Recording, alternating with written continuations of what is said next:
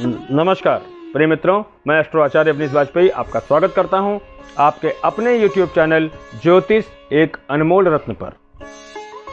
मित्रों, आज मैं एक बहुत विचित्र परंतु बड़ा जरूरी बात बोलने जा रहा हूं।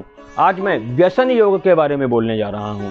व्यसन का मतलब होता है नशे का सेवन करना, आदी होना। इस योग के कारण काफ़ी लोग नशे के शिकार हो गए हैं, जिसके कारण बहुत सारे परिवार भी बर्बाद हुए, बहुत लोगों को समस्याएं भी हो रही हैं। तो व्यक्ति को पहले जानना चाहिए, क्या हमारे फलाने की कुंडली में क्या ऐसा कोई योग तो नहीं?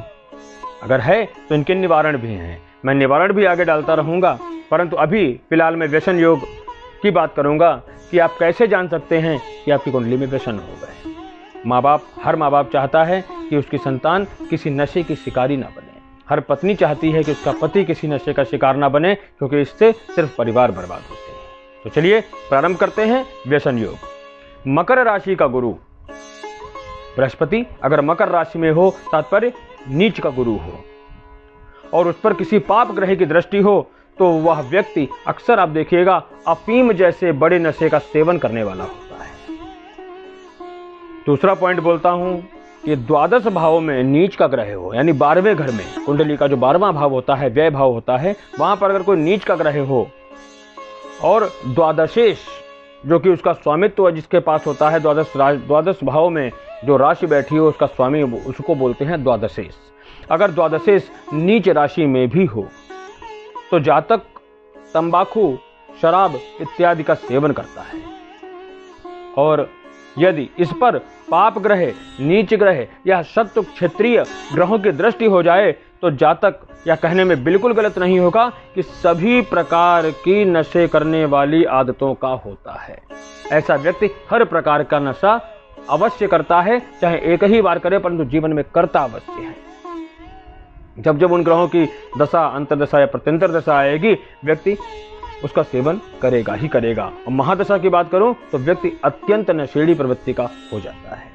अब मैं आपको तीसरा पॉइंट बताता हूं कि लग्न का स्वामी नीच राशिस्थ हो, लग्न जो कि स्वयं आपको प्रतिनिधित्व करती है, उसका स्वामी अगर नीच राशिस्थ हो, शत्रु राशिस्थ हो, या उस पर पाप ग्रहों या क्रूर ग्रहों की दृष्टियां हो जाएं, तो जातक सिगरेट, शराब, बियर इत्यादि का नशा करने वाला होता है। अगला पॉइंट कि लग्न के स्वामी के साथ यदि मंगल हो तो भी व्यक्ति को शराब पीने की आदत होती है। या मैं कहूं लग्न का स्वामी यदि मंगल हो तो भी शराब की आदत डाल देता है, कभी कभार ही सही, परंतु पीता अवश्य है।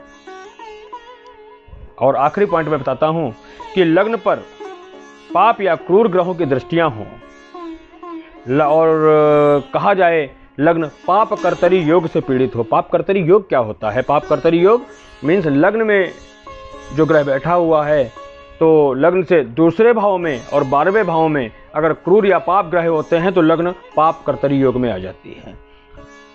पाप कर्तरी योग में से ग्रसित हो लग्न,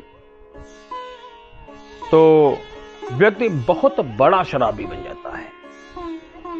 भांग, गांजा, सुल्फा, तंबाकू, गुटखा, चरस और तो और नशीली दवाइयां, इंजेक्शन इत्यादि का भी सेवन करने वाला हो जाता है। कहा जाए तो चरमोत्कर्ष पर जाकर के नशा करने वाला होता है। इन्हीं शब्दों के साथ मैं अपनी वाणी को विराम देता हूं, और मैं आगे आपको एक ऐसे योग के बारे में बताऊंगा जो होगा मूक योग।